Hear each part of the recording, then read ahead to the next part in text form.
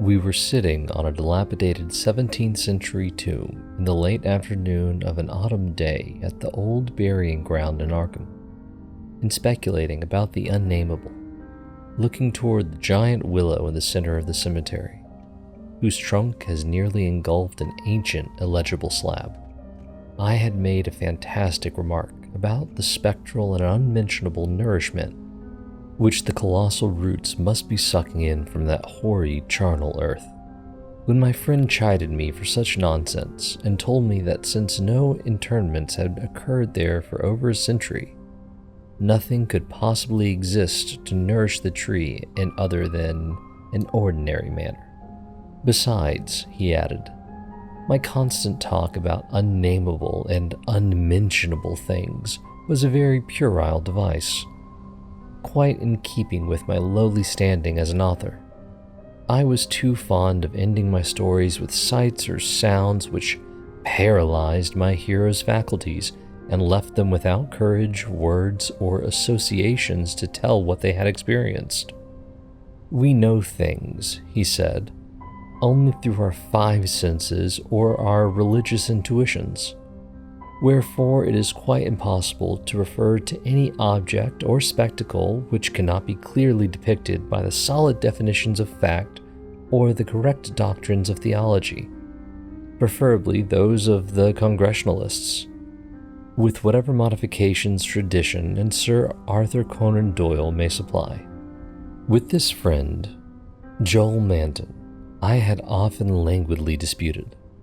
He was principal of the East High School, born and bred in Boston, and sharing New England's self-satisfied deafness to the delicate overtones of life. It was his view that only our normal, objective experiences possess any aesthetic significance, and that it is the province of the artist not so much to rouse strong emotion by action, ecstasy, and astonishment, as to maintain a placid interest and appreciation by accurate, detailed transcripts of everyday affairs. Especially did he object to my preoccupation with the mystical and the unexplained. For although believing in the supernatural much more fully than I, he would not admit that it is sufficiently commonplace for literary treatment, that a mind can find its greatest pleasure in escapes from the daily treadmill, and in original and dramatic recombinations of images usually thrown by habit and fatigue into the hackneyed patterns of actual existence, was something virtually incredible to his clear, practical, and logical intellect. With him, all things and feelings had fixed dimensions, properties, causes, and effects. And although he vaguely knew that the mind sometimes holds visions and sensations of far less geometrical, classifiable, and workable nature, he believed himself justified in drawing an arbitrary line and ruling out of court all that cannot be experienced and understood by the average citizen. Besides, he was almost sure that nothing can really be unnamable. It didn't sound sensible to him, though I well realized the futility of imaginative and metaphysical arguments against the complacency of an orthodox sun-dweller. Something in the scene of this afternoon colloquy moved me to more than usual contentiousness. The crumbling slate slabs, the patriarchal trees, and the centuries gambrel roofs of the witch-haunted old town that stretched all around, all combined to rouse my spirit in defense of my work, and I was soon carrying my thrusts into the enemy's own country.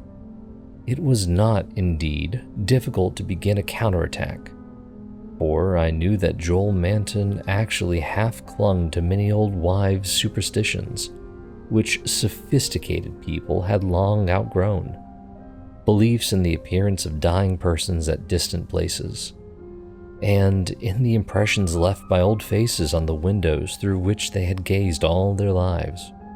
To credit these whisperings of rural grandmothers, I now insisted argued a faith in the existence of spectral substances on the earth apart from and subsequent to their material counterparts.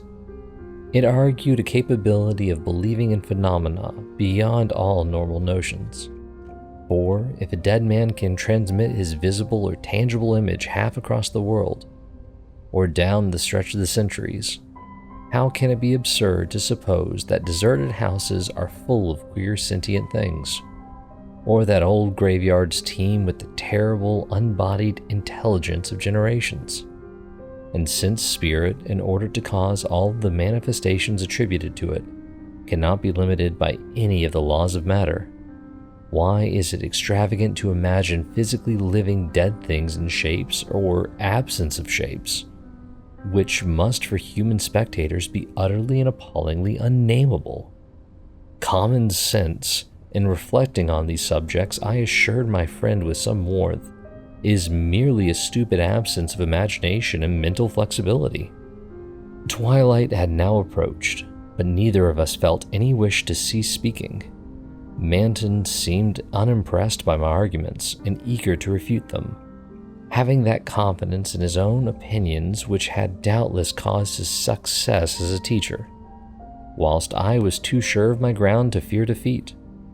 The dusk fell and lights faintly gleamed in some of the distant windows, but we did not move. Our seat on the tomb was very comfortable, and I knew that my prosaic friend would not mind the cavernous rift in the ancient, root-disturbed brickwork close behind us, or the utter blackness of the spot brought by the intervention of a tottering, deserted 17th century house between us and the nearest lighted road. There in the dark, upon that riven tomb by the deserted house, we talked on about the unnamable, and after my friend had finished his scoffing, I told him of the awful evidence behind the story at which he had scoffed the most. My tale had been called The Attic Window, and appeared in the January 1922 issue of Whispers. In a good many places, especially the South and the Pacific Coast, they took the magazines off the stands at the complaint of silly milksops. But New England didn't get the thrill, and merely shrugged its shoulders at my extravagance. The thing, it was averred, was biologically impossible to start with, merely another of those crazy country mutterings which Cotton Mather had been gullible enough to dump into his chaotic Magnalia Christi Americana, and so poorly authenticated that even he had not ventured to name the locality where the horror occurred. And as to the way I amplified the bare jotting of the old mystic, that was quite impossible and characteristic of a flighty and notional scribbler.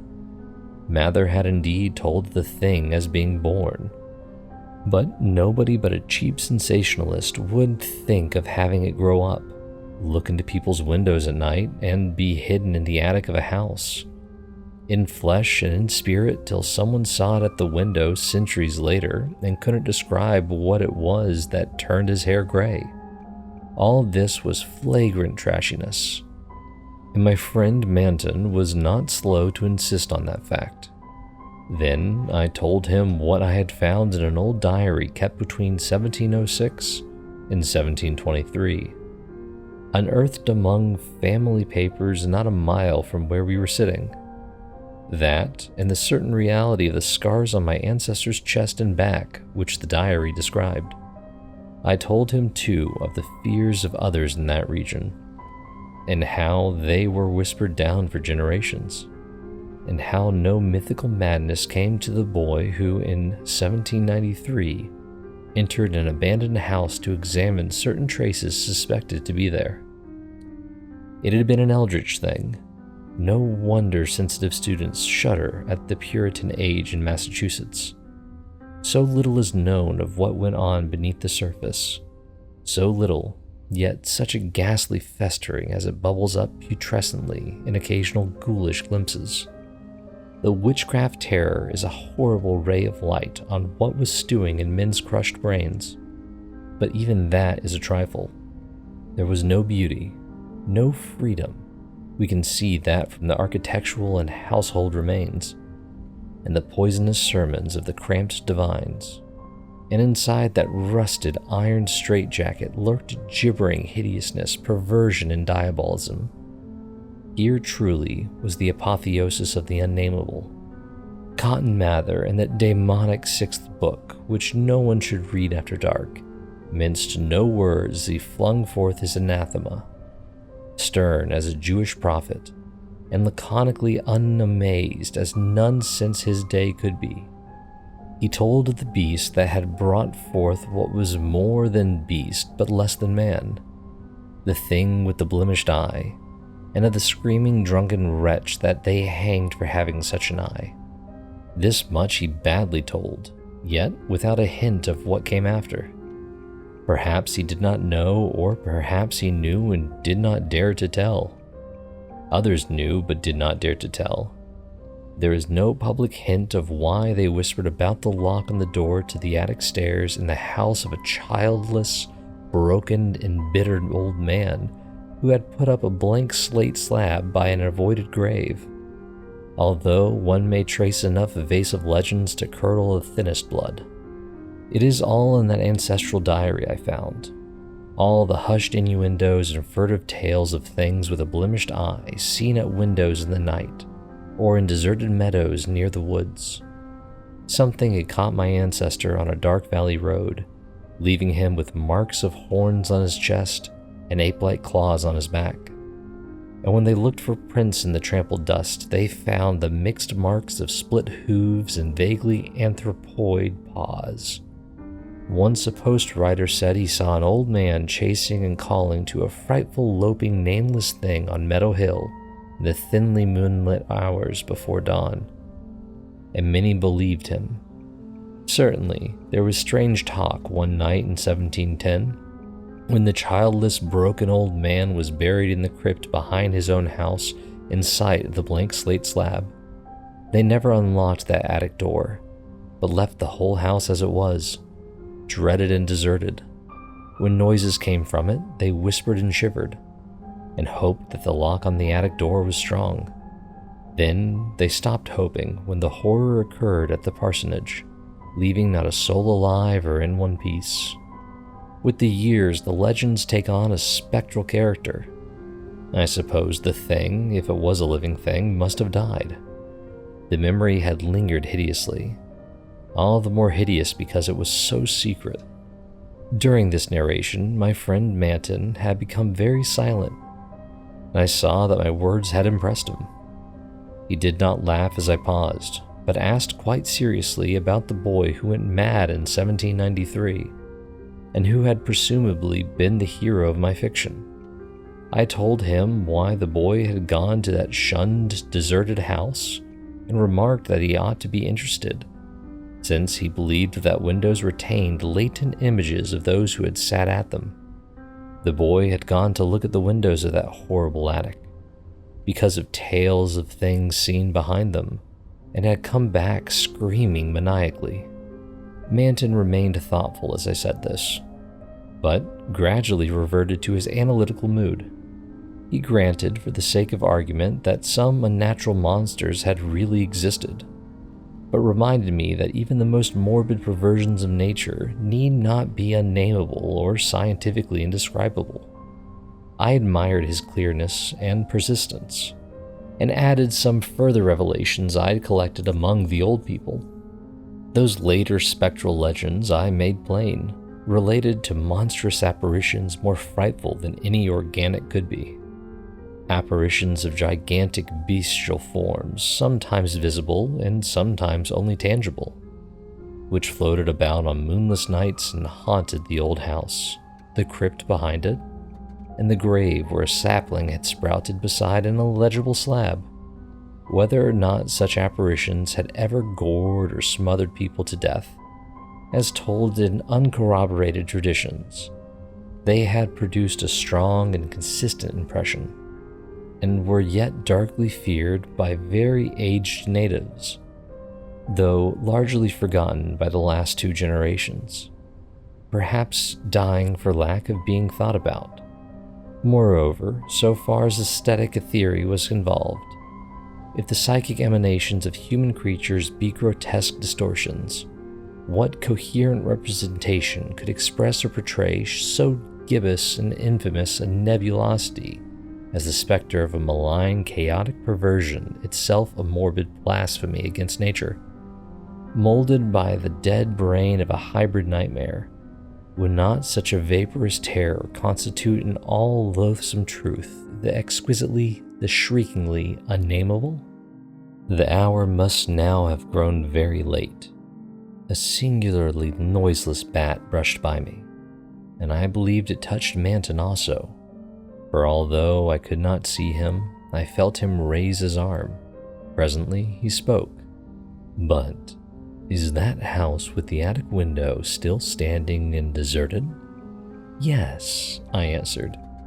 "I have seen it." "And did you find anything there? In the attic or anywhere else?" "There were some bones up under the eaves. They may have been what that boy saw. If he was sensitive, he wouldn't have needed anything in the window glass to unhinge him. If they all came from the same object, it must have been a hysterical, delirious monstrosity. It would have been blasphemous to leave such bones in the world. So, I went back with the sack and took them to the tomb behind the house. There was an opening where I could dump them in. Don't think I was a fool.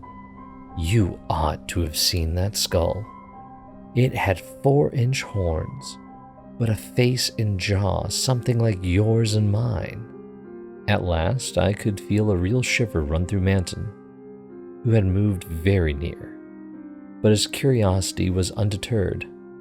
"And what about the window panes?" "They were all gone. One window had lost its entire frame, and in the other there was not a trace of glass in the little diamond apertures. They were that kind, the old lattice windows that went out of use before 1700. I don't believe they've had any glass for 100 years or more. Maybe the boy broke 'em if he got that far. The legend doesn't say." Manton was reflecting again. "I'd like to see that house, Carter. Where is it? Glass or no glass? I must explore it a little. And the tomb where you put those bones. And the other grave without an inscription. The whole thing must be a bit terrible." "You did see it. Until it got dark." My friend was more wrought upon than I had suspected, for at this touch of harmless theatricalism, he started neurotically away from me and actually cried out with a sort of gulping gasp which released a strain of previous repression. It was an odd cry, and all the more terrible because it was answered. For, as it was still echoing, I heard a creaking sound through the pitchy blackness, and knew that a lattice window was opening in that accursed old house beside us. And because all the other frames were long since fallen, I knew that it was that grisly glassless frame of that demonic attic window. Then came a noxious rush of noisome, frigid air from that same dreaded direction, followed by a piercing shriek just beside me on that shocking rifted tomb of man and monster. In another instant, I was knocked from my gruesome bench by the devilish threshing of some unseen entity of titanic size but undetermined nature, knocked sprawling on the root-clutched mold of that abhorrent graveyard, while from the tomb came such a stifled uproar of gasping and whirring that my fancy peopled the rayless gloom with Miltonic legions of the misshapen damned. There was a vortex of withering ice-cold wind, and then the rattle of loose bricks and plaster, but I had mercifully fainted before I could learn what it meant. Manton, though smaller than I, is more resilient, for we opened our eyes at almost the same instant despite his greater injuries. Our couches were side by side, and we knew in a few seconds that we were in St. Mary's Hospital. Attendants were grouped about in tense curiosity, eager to aid our memory by telling us how we came there. We soon heard of the farmer who had found us at noon in a lonely field beyond Meadow Hill, a mile from the old burying ground. on a spot where an ancient slaughterhouse is reputed to have stood. Manton had 2 malignant wounds in the chest, and some less severe cuts or gougings in the back. I was not so seriously hurt, but was covered with welts and contusions of the most bewildering character, including the print of a split hoof. It was plain that Manton knew more than I, but he told nothing to the puzzled and interested physicians till he had learned what our injuries were. Then he said we were the victims of a vicious bull, though the animal was a difficult thing to place an account for. After the doctors and nurses had left, I whispered an awestruck question. "Good God, Manton, but what was it? Those scars, was it like that?" And I was too dazed to exult when he whispered back a thing I had half expected. "No, it wasn't that way at all. It was everywhere. A gelatin, a slime. Yet it had shapes, 1,000 shapes of horror beyond all memory. There were eyes, and a blemish. It was the pit, the maelstrom, the ultimate abomination. Carter, it was the Unnamable."